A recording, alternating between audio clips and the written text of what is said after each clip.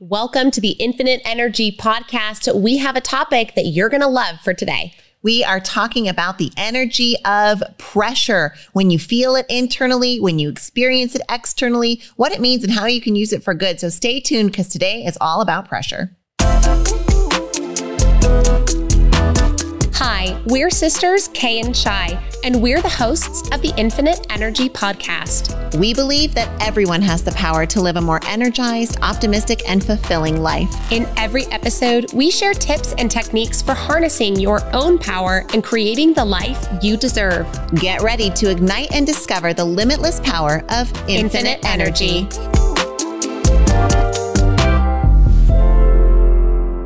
We are starting this episode out with a special shout out to our Leadership and Culture Management 491 class.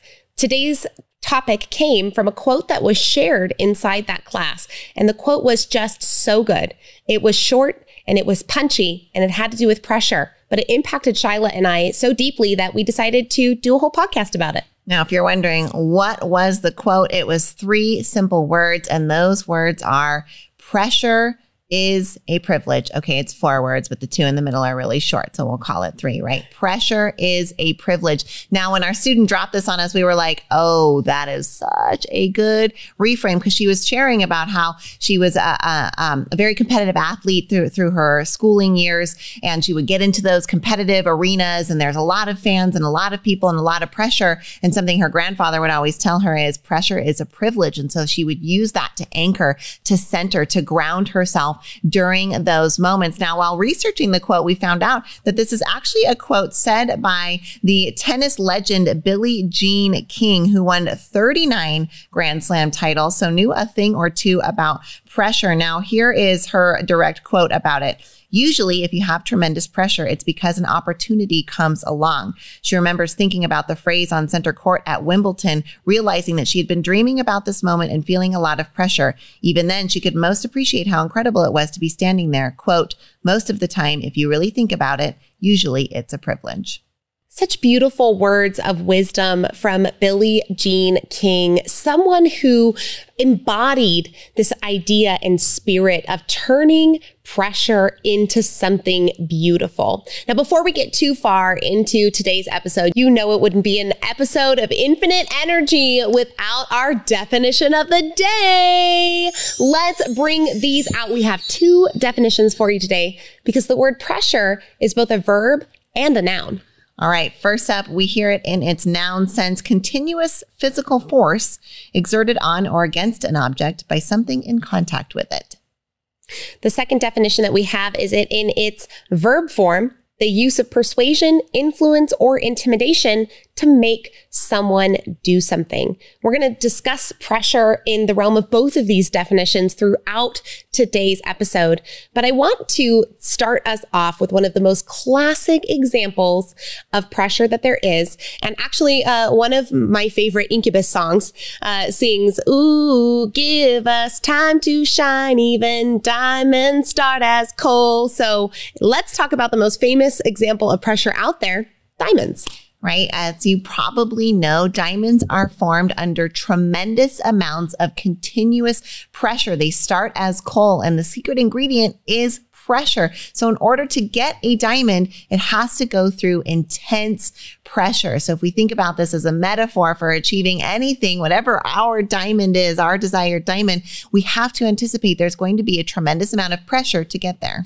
It's pressure, it's heat, it's difficulty. You know, imagine where a diamond sits underneath the earth, right? It's like it's inside the earth's mantle, and it's in the layer of hot, molten rock that you get to right underneath the dirt. So in between the dirt and the hot molten lava, it's this little pocket where diamonds get created. That cannot be, if you had senses and a nervous system inside an environment like that, that would not be a comfortable environment. So this is the idea of pressure. You know, as where you were talking about that, Shai, it almost made me think too about the sharpening of a sword or iron in the fire, right? It has to get heated. It has to be pressurized and then pounded before it becomes anything that's actually usable. And this level of force applied to the physical object, if you're a human, can sometimes create some emotional stirring. right? So we know about that kind of physical pressure, right? And the scientific definition of pressure being like a force physically exerted on something. But you likely relate to the term the same way that we do, which is in that internal sense, or even in that external sense, but that sense of feeling that friction of needing to do or not do something, under pressure for a deadline, under pressure, under expectations, under pressure about something that's upcoming, right? This is the usual way that we use pressure in our vernacular when we're talking about it. And it's the way that we're going to mostly approach it here today, which is why that diamond analogy helps us really tie in kind of both the noun and the verb sense to see how this plays out in our life. When we look at pressure, it can be seen from two different angles. Someone might say, I don't like pressure, right? It's hot. It's uncomfortable. It hurts. I feel like others pressure me to do things that I don't necessarily want to do or that don't feel authentic for me. And then there's the side of pressure that feeds us, right? The pressure that we get that helps us to perform, the pressure that pushes us to go further, right? The pressure that builds inside of us when we're not achieving to the level we know we're capable at. So pressure is a driving force, though some of us can come to resent it. Absolutely. I know there are times, especially if you experience chronic pressure, as most of modern society does, it's something that leads to burnout, that can lead to all kinds of bad results for you. And that's why we think it's so helpful, because honestly, the level of pressure is not going to go away. So the best thing you can do about it is reframe yourself so it doesn't hurt you as much. And that's why this quote, "Pressure is a privilege," was just so reorienting and groundbreaking for us, because it helps in that way of just understanding you wouldn't be in a situation where there's pressure if you weren't trying to accomplish something, right? If there's no expectations, if there's no big game to play, if there's no paper or debut or project, then there's no pressure, and then there's no accomplishment, and then there's no advancement or progress. And so we need pressure, which means getting right with pressure is something we all want to do. Now, one of the secret sauces to achievement and to gathering your goals at the rate and speed at which you want to gather them is whether you thrive under pressure or whether you wilt under pressure. Now, think about the pressure that champions on a national stage must face daily. We might think, well, that's, easy, right? Because their life is fully taken care of for them. They're national sports figures, but the pressure that they receive to be out on the field, to perform for their fans, for their family, for their legacy, that pressure has got to be insane and intense. And we look at the pinnacle of achievement, at least in the athletic world, let's say the NFL or the NBA, these people are under an unbelievable amount of pressure, but their ability to bear the burden of those blessings is the difference between the people who are the champions and the people who are not. Now, you heard Kay's phrasing there. It's one that we love. Bear the burden of the blessing. Wait, a blessing is a burden?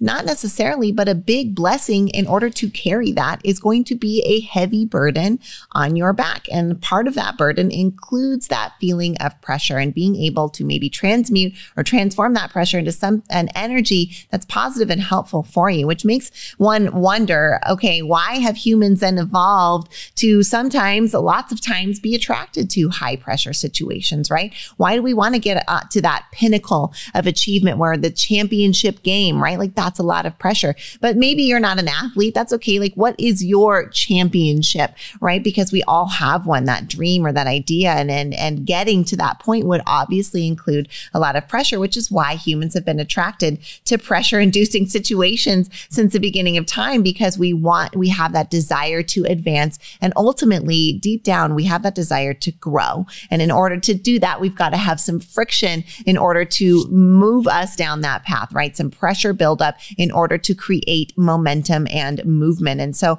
that's why we see that there's this attraction to pressure for growth, for that sense of accomplishment, for our building of our self-esteem, for differentiation and recognition within our society. And there are too some people who really just thrive in pressure.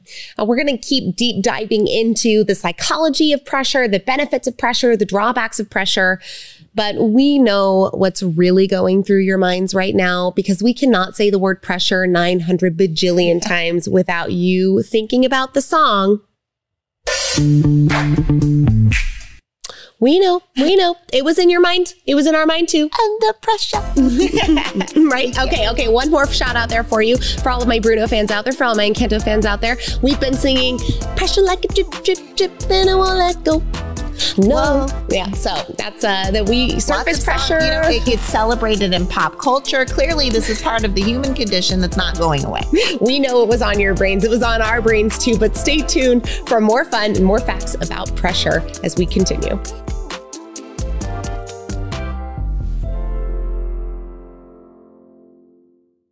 One of our proudest business accomplishments is what we've been able to do with Squeeze In franchising.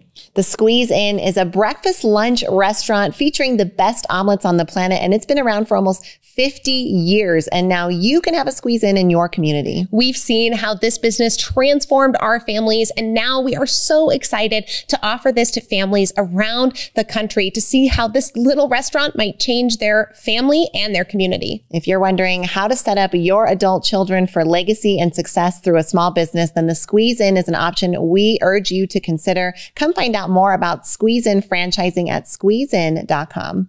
Do you find yourself losing control of your scroll on social media? If you do, then you want to stay tuned to join the Simply Social Club with Kay and I. We've got an awesome challenge for you where you have the opportunity to detox from social media for 48 hours, 7 days, 14, or even 31 days right along Shyla and I. So go to kayandshy.com/simplysocial and find out a little bit more, and hopefully you'll take a pledge alongside us. We'll see you in 2023. See you in the club. You're enjoying this episode on Angel Phoenix Productions Podcast Network. To explore a complete lineup of quality programs and media production services, head on over to angelphoenix.com or like our Facebook page at facebook.com/Angel Phoenix Productions.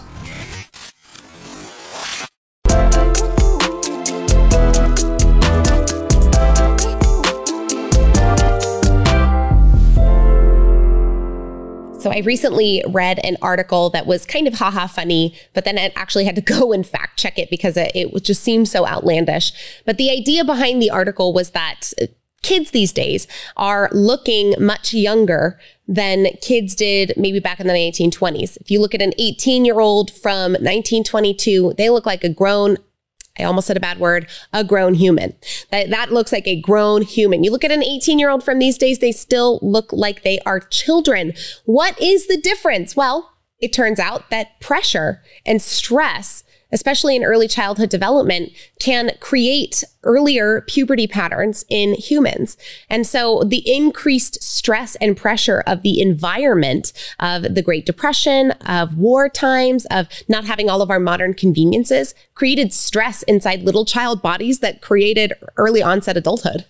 I mean, I'm not surprised, right? When we see those pictures of 18-year-olds from 100 years ago, their faces look like they've seen some stuff, right? Because they went through stress, they went through pressure, and that ages a soul quicker than the coddling that we've created for our kids these days. And it's not any one parent's fault. This is a society thing, and it's how we're evolving, and we'll continue to observe the effects and impacts of that. But this is such an interesting insight, I think, Kay, to bring forward. We know that we're seeing puberty in terms of a physical onset happen earlier because of diet and those kinds of changes.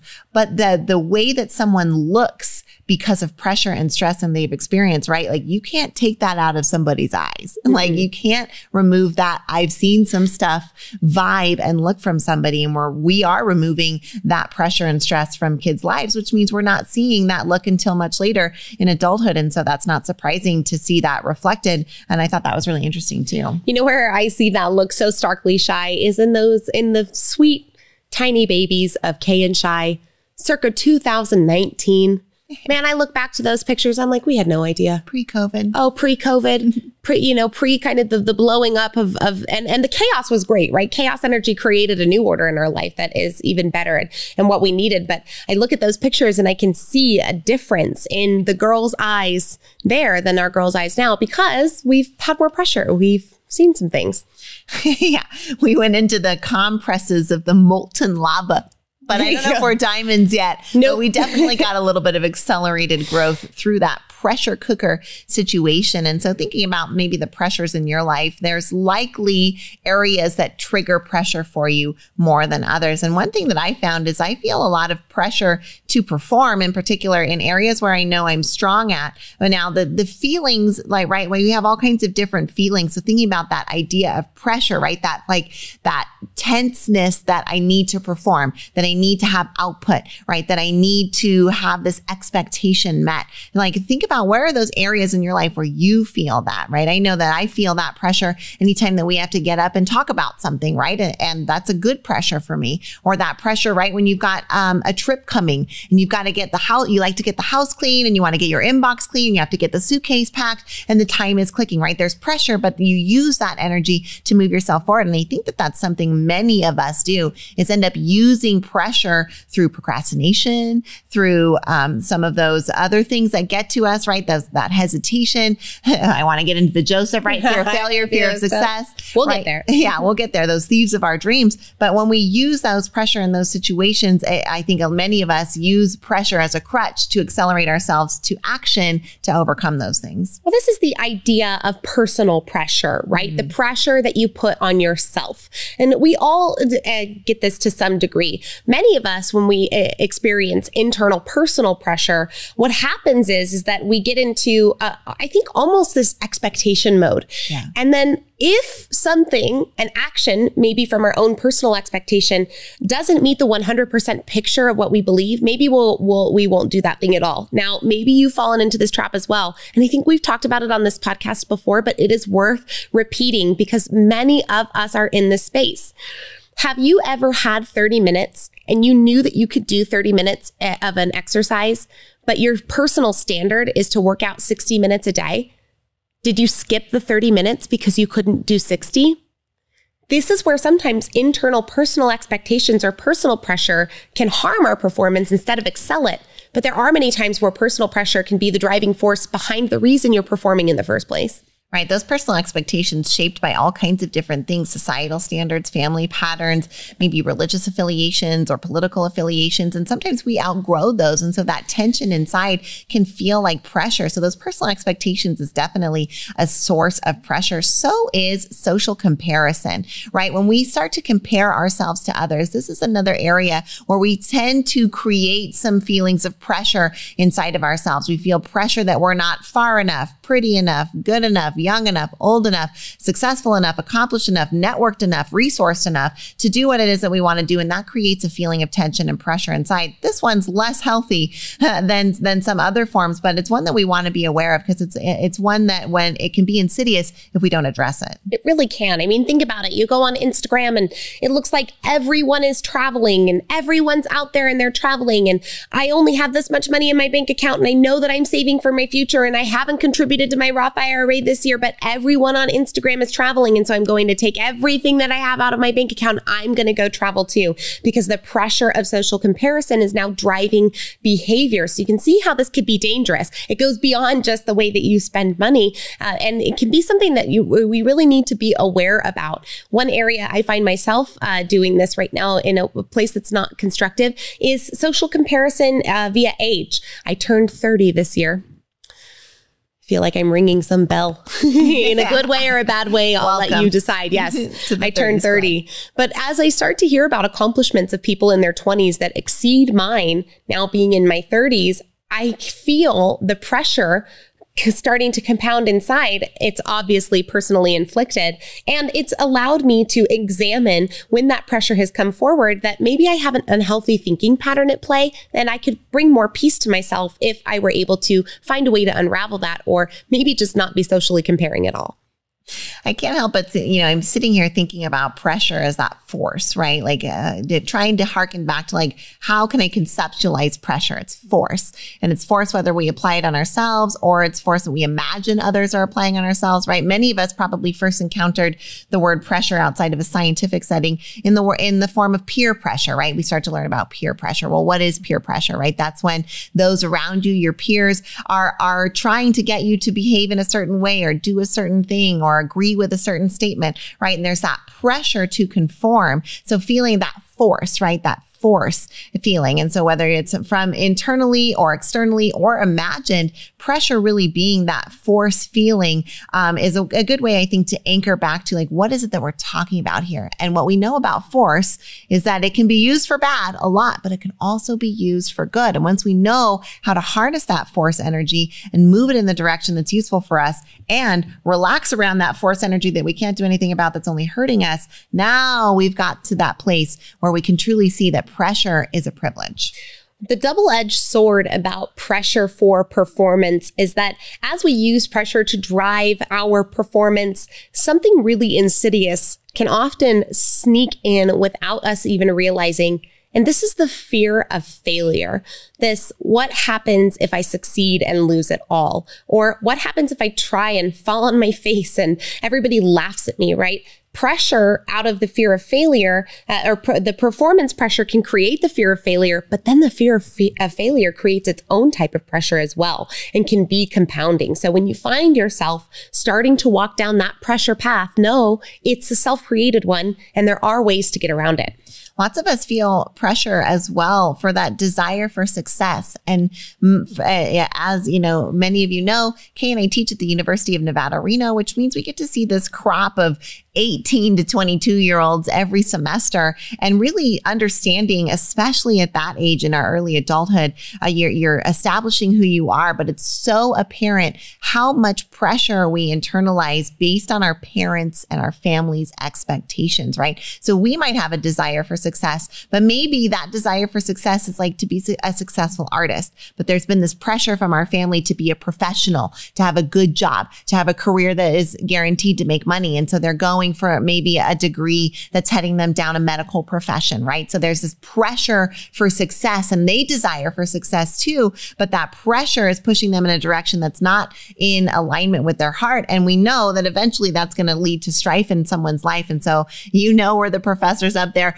like ranting and raving about follow your heart and develop the skills that you're here to give, and no one can give your gifts but you. But that pressure is a real thing that lots of us feel, whether we're applying it to the direction of our life that we're going, how we're doing in our parenting. Ooh, talk about a pressure place there. How we're doing in our health and our body or our careers. There's all kinds of places that we find pressure around our desire for success. Stay tuned as we continue here on the topic of pressure. Next up, we're going to talk about where you can find pressure in your life and what you can do to make sure it doesn't get the best of you.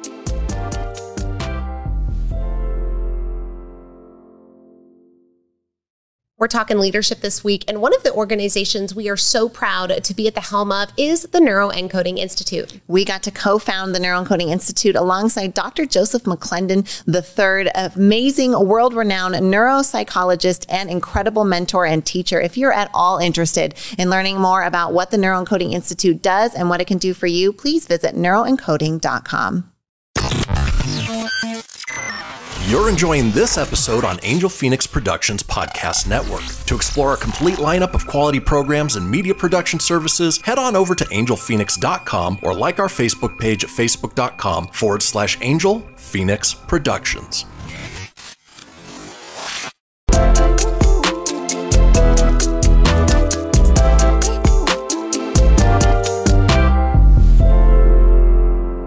All right, friends, family, fellow infinite energy seekers, we are here talking about pressure.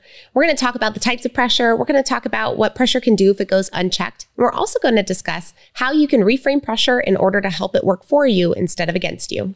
Now, just to give us a quick idea of the realms of life that we can experience pressure, it's not just in that pressure to succeed or perform. We might feel it acutely for academic pressure, for career pressure. There's all kinds of athletic pressure. There's relationship pressure. There's the personal pressure that we put on ourselves. There's financial pressure, a huge pressure for many, many folks. And then, of course, that societal pressure and expectation, as well as the pressure put on to us from peers, from our families, we talked about in the last segment, and so many others. So this force of pressure is present in so many different places and ways. And if it can go unchecked, as Kay mentioned, it can really lead to some not so great results in our life. So if pressure goes unchecked without you finding ways to reframe it and make it positive, a positive force in your life, it can lead to a lot of really terrible outcomes. First and foremost, the outcome of burnout. If you've ever felt burnout before, pressure has likely been the cause. This is the state of physical and emotional exhaustion. I know, Shai, you and I have both been. Say, raise your hand if you felt burnout before. Like, yeah, everyone has, right? So this is just when we dance that line of pressure, when we fall on the wrong side, we fall into these bad things. We fall into things like burnout, and nobody likes that. Right. Well, I think, Shai, there have been a couple of times where you particularly, who I think, I don't want to say suffer from personal pressure because you're excellent and it makes you a better human, but you are somebody who you put an enormous amount of personal pressure on yourself. And there have been a few times in our work relationship where I've had to call time out on you and make you be like, you need a day. Or maybe a week or two. Like, we need to poke a hole in the side of that and let some of this pressure out, right? Have you ever felt that? That's that burnout feeling. I'm so blown up that every bit of pressure is like, I just can't, right? And so you need that little bit of release. And I know when I came home this summer or last summer, Kay, from the big cruise, I was like, I didn't realize how long I'd been running rims on road. That's what we like to call it. I'm rims on road right now, right? Like, I got sparks flying. The pressure has cut me. I am burnt out. So if you've been there, us too, even recently, you're not like really good at all of this, but talking about the pressure and studying it and getting the chance to dissect it with all of you helps us grow. We hope it helps you grow too. And definitely helps us maybe fall on the better side of pressure more so than the bad side.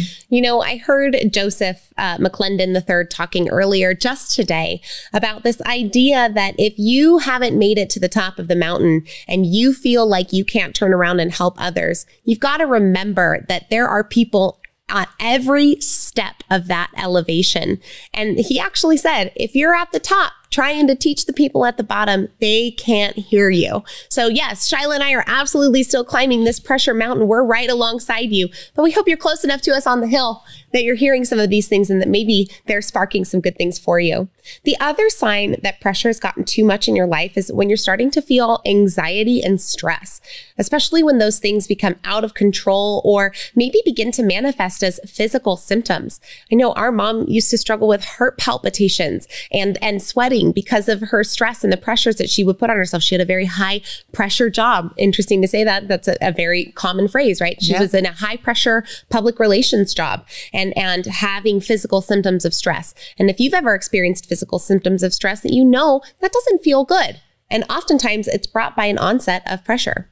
We also know that when we fall on that wrong side of pressure, we can experience diminished creativity, negative self-talk, decreased learning and growth. So all of these things are real dangers when we interpret that force in a negative way. And I phrased it that way, particularly because what we want to do now is just help bring awareness around how you interpret that pressure is the determinant of which way you fall when you're walking the pressure line. Nobody gets it right perfectly, including us all of the time, but we're hoping that all of us can get better at falling on the better side, which means finding ways to reframe the pressure, understand the pressure and align with it so we can use that force for good, right? That's what it is. It's a force. So let's use that force for good and accelerate the things that are good and that can help advance the things that we want to see come to fruition. So let's talk about this shift. Let's talk about this reframe when it comes to pressure.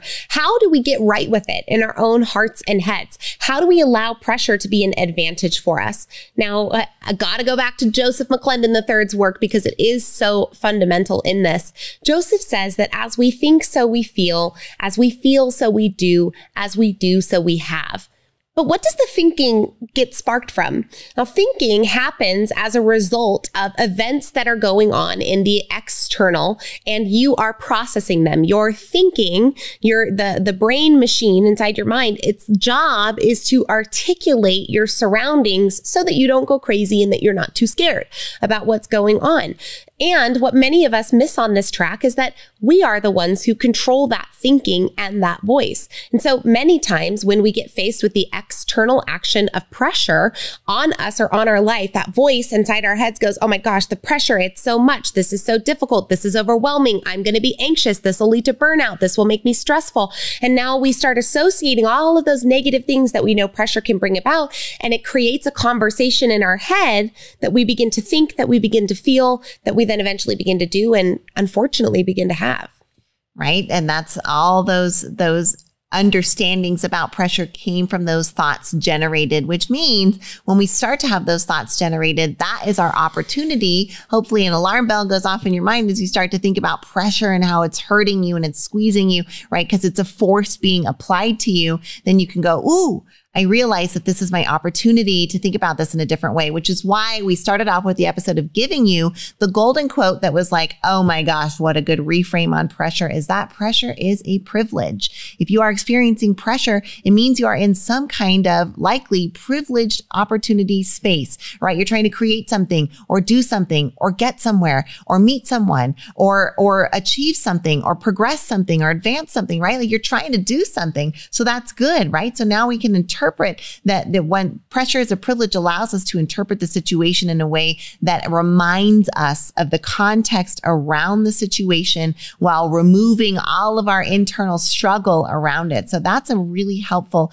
and excellent reframe for you when it comes to thinking about pressure and it getting to you. All right, here's a couple other reframes for you that might be helpful. Pressure actually creates a chemical response inside your brain that increases your adrenaline and some of the other stress hormones inside that increase your focus and your attention, which means when you're feeling pressure, you're actually sharper. And you can use this to your advantage if you can recognize it before your thoughts spiral out of control.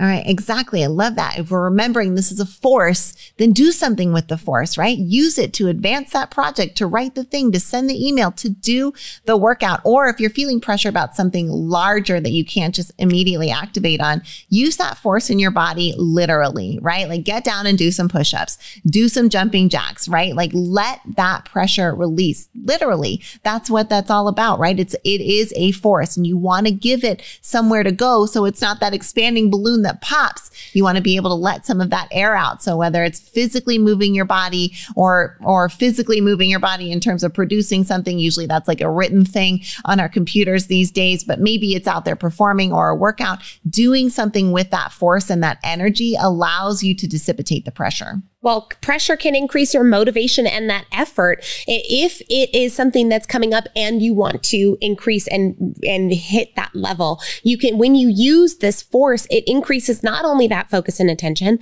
but that motivation and the level of effort that you're willing to put forward, right? The higher the stakes, the better the player has to be in order to win the game, right? They're not putting high school football players in the Super Bowl for a flipping reason, right? Because they've earned this through the amount of pressure that they've faced over and over and over again. The other thing that it can bring you is improved resilience.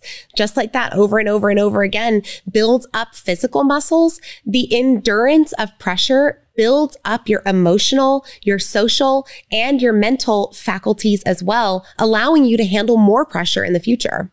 Ultimately, when we are able to use this force for good, we are able to see massive personal growth and development in our own lives. And so that's what we want to do. We want to use this force to advance the things that we're looking to advance in our relationships, in our spirituality, in our health and fitness, in our businesses. We can use this energy of pressure. And we hope that this has been a helpful reframe for you on it. And like we didn't go into, those strategies because you know that, right? You know what it takes, time management, chunking down your tasks, right? Seeking support, all of those things. But we thought that this was going to be such a helpful episode to bring forward about that. Just pressure is a privilege. And how can you reframe it and use that force for good in your life? Now, your sisters want to come in with just a little friendly familial pressure to please go subscribe to our podcast. Leave us a review if you enjoy anything that we talk about here on the Infinite Energy Podcast. We would love to hear from you, to see you on our channels. And remember, this comes at you with love, as always, from your sisters,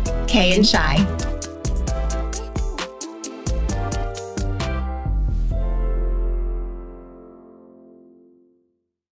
This podcast was a production of Angel Phoenix Productions. Explore more episodes of this show or other great shows on the Angel Phoenix Podcast Network by visiting angelphoenix.com. The views expressed in this show do not necessarily represent those of Angel Phoenix Productions or its advertisers and may contain language that's unsuitable for younger listeners.